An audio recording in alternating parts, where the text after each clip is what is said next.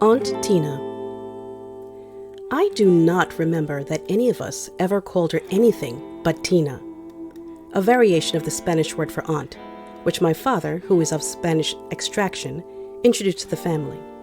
Her real name was Rosa, and though she was generally considered to be older than my father, no one ever discovered her real age.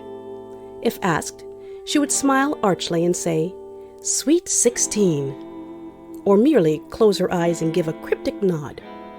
When I was much younger, she and my grandmother lived with us, and Tina worked in a hotel, the White Hotel in Lower New York. Every day she would bring home some sweet or some toy for each of us. There were only 4 children then, and she would sit by in delight while we pranced about her to show our appreciation. Her step upon the stairs was the signal for riotous rejoicing among the small fry, and often she could not get in the door because of the eager dancing bodies. "Here," my mother would say, making a vain attempt to be dictatorial. "You children, let your aunt get in. You'll frighten her to death." An obvious departure from the truth, for Tina was built on strong martial lines, and it was not possible for her to be intimidated by anything. "That's all right," she would say, sitting down with a loud sigh and beaming on us. "You been good children today?" And of course we would say, "Yes!" And she would give us peanuts or jelly beans or crackers and settle in the rocking chair and tell us wonderful fairy tales of princesses, thieves, goblins, and sleeping beauties until long past bedtime. Tina had been unhappily married somewhere in the vague, unreal past, and she and my father often quarreled over the husband of her youth. His name appeared to have been Terry, and Tina hated him. My father and mother, devout Christians, attempted to show her the error of hatred, but to no avail. "I ain't no hallowed saint," she would say. Her eyes looked dimly off into space. "I hate him. He ruined my life."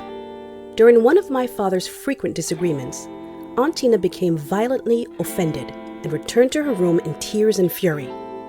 She locked herself in and refused all communication with the outside world. Late that evening, she went out. The next morning, a moving van was spied from the window. A moving van was to us an unusual and arresting thing, in a class with fire engines, patrol wagons, and ambulances. "Wonder who it's for," we said. We did not wonder long. Aunt Tina came from her room, dressed for the street, and loaded down with parcels.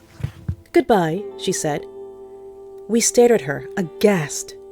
One of the men from the moving van banged on the door.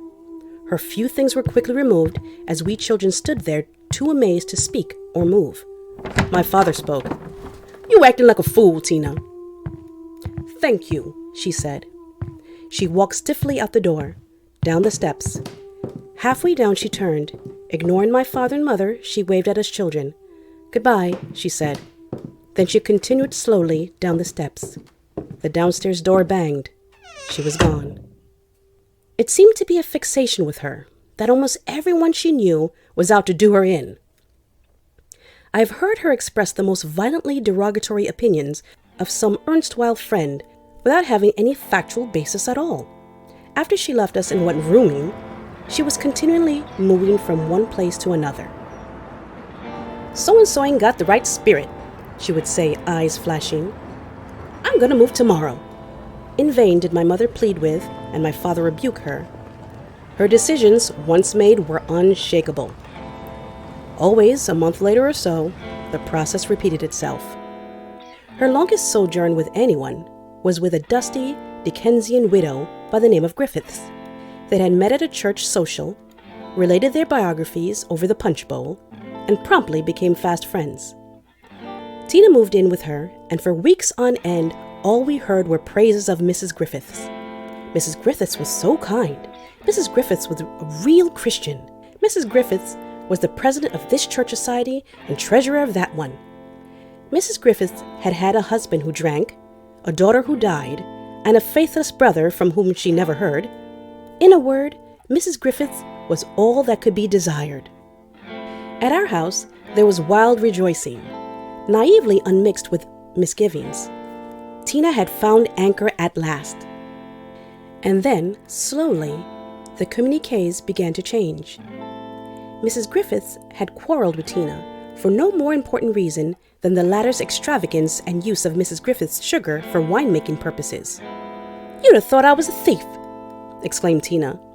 She had spread evil gossip about her at church, or so at least Tina concluded, on walking in one morning and observing that the pastor failed to shake hands with her after service was over.